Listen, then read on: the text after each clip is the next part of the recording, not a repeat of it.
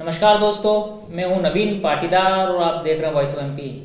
चुनी हुई परिषद नहीं होने के चलते नीमच शहर वासियों को भारी परेशानी और दिक्कतों का सामना करना पड़ रहा है। जहां एक और वार्डों में गंदगी का अंबार है तो दूसरी ओर गरीब मजदूर वर्ग के लोगों को नगर पालिका के छोटे छोटे काम कराने के लिए चक्कर पे चक्कर काटने पड़ रहे हैं। ऐसे में आज हमारे साथ मौजूद है पूर्व नगर पालिका अध्यक्ष राकेश जैन पप्पू। उनसे पूछेंगे और जानेंगे कि किस हालत में वे नगर पालिका परिषद को छोड़ के गए थे, किस तरह से उनके कार्यकाल में विकास कार्य हो रहे थे और आज वो विकास कार्य पर एक रोक सी लग गई है। पप्पू भाई, आपका स्वागत है वॉइस एमपी में। धन्यवाद। पप्पू भाई, किस तरह के विकास कार्य आपके कार्यकाल में हो रहे थे और अचानक जो चुनी हुई परिषद थी वे अभी नहीं है और विकास कार्य पर एक रोक लग चुकी है, क्या कहना आपका? जब आज से 5 साल पहले नगर पालिका के चुनाव हुए, नीमच शहर की जनता ने मुझे आशीर्वाद दिया, परिषद बनी और जो अपेक्षाएं हमसे शहर की जनता ने रखी थी उन अपेक्षाओं पर खरे उतरने का हमने प्रयास किया। नीमच में लगभग 300 करोड़ रुपए के विकास के कार्य हुए हैं जो हर समय याद रखे जाएंगे, न पहले कभी हुए और न आने वाले समय में हो सकते हैं। मुझे गर्व है कि नीमच की सबसे बड़ी समस्या बंगला बगीचे की समस्या का समाधान माननीय मुख्यमंत्री जी, सांसद जी, विधायक जी के माध्यम से, नगर पालिका परिषद के सभी सहयोगियों के माध्यम से समाधान हुआ और उस समस्या का समाधान होने के बाद कुछ लोगों का व्यवस्थापन भी हुआ है, लेकिन उसमें जो कुछ कमी रह गई है, कानून में कुछ और संशोधन होना बाकी है। आने वाले समय में वो संशोधन भी कराने के लिए मैं प्रयास करूँगा।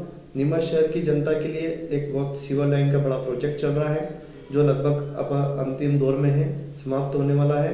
जैसे ही सीवर लाइन का काम कंप्लीट होगा, शहर से गंदगी भी समाप्त हो जाएगी। इस तरह से 5 सालों के अंदर हमने चहुमुखी विकास किया। देश के यशस्वी प्रधानमंत्री ने स्वच्छ भारत अभियान प्रारंभ किया। जब हमने कार्यभार संभाला तो हमारा नीमच 500 शहरों की प्रतिस्पर्धा में 476 नंबर पे था, लेकिन सभी के प्रयास से, नीमच की जनता के सहयोग से, समाजसेवी संस्थाओं के सहयोग से, समाचार पत्रों, मीडिया के बंधुओं के सहयोग से हम लगातार स्वच्छता में प्रगति करते गए और हम 2019 के अंदर 47वें स्थान पर पूरे देश में थे।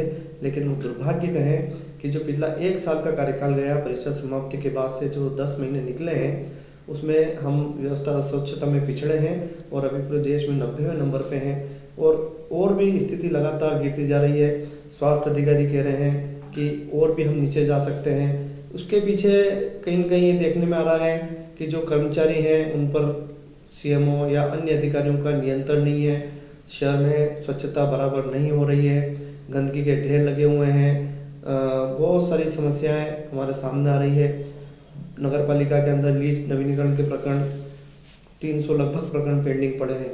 आखिर क्यों नहीं करना चाहते हैं?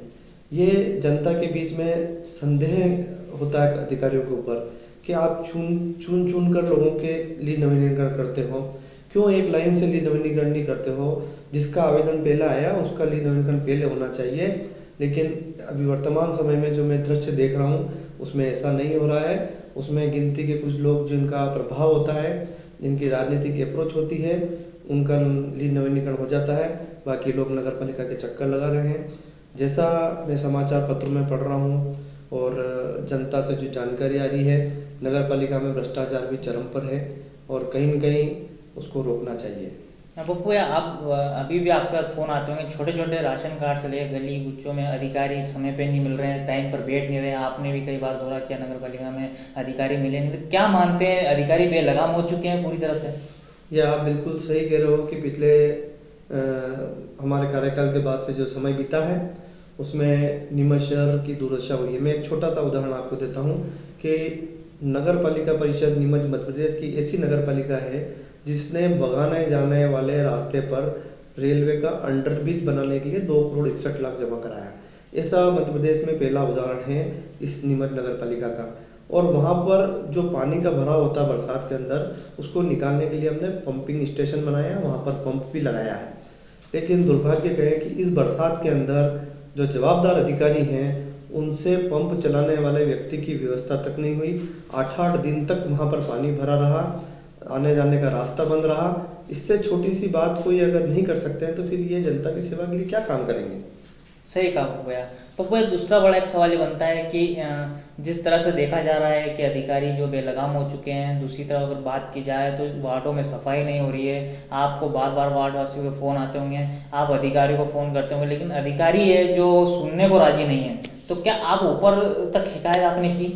मैंने हमारे संगठन के माध्यम से ऊपर स्तर पे पत्राचार किया है कि नीमच नगर पालिका के माध्यम से जनता के काम सुचारू रूप से होना चाहिए। और जब हमारा कार्यकाल समाप्त हुआ तो कई विकास कार्यों के कार्यादेश हमारे द्वारा जारी किए गए थे और कई कार्य जो प्रगति पे थे वो अचानक से सारे काम रुक गए।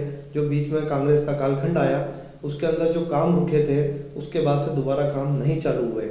आधे काम हैं, कहीं 75% हो चुके हैं और कहीं लगभग पूरा होने वाला है, या कहीं का हम कार्यादेश दे चुके हैं, कहीं का भूमि पूजन कर चुके हैं। वो सारे कामों की मुख्य नगर पालिका अधिकारी और जो इंजीनियर हैं उनको जवाबदारी से पूरा कराना चाहिए।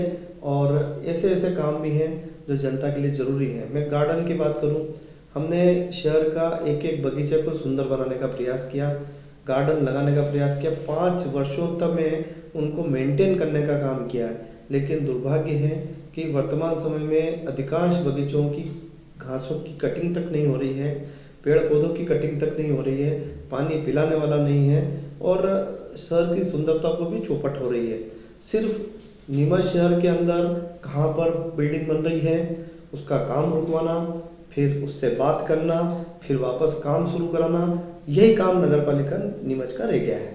तो क्या माना जाए पप्पू, एक लिस्ट इन्होंने इस तरह की तैयार कर ली कि जो पैसे देगा उसका काम किया जाएगा, जो पैसे नहीं देगा उसका काम नहीं किया जाएगा, ऐसा माना जाए? अधिकारी भ्रष्टाचार होता रहा है उनके आचरण से और जो परिस्थितियां उत्पन्न होती है और जो शहर में चर्चा है उससे तो ऐसा ही लगता है कि कहीं न कहीं इसके पीछे का जो बात है वो उनका जो मकसद है वो दूसरा है।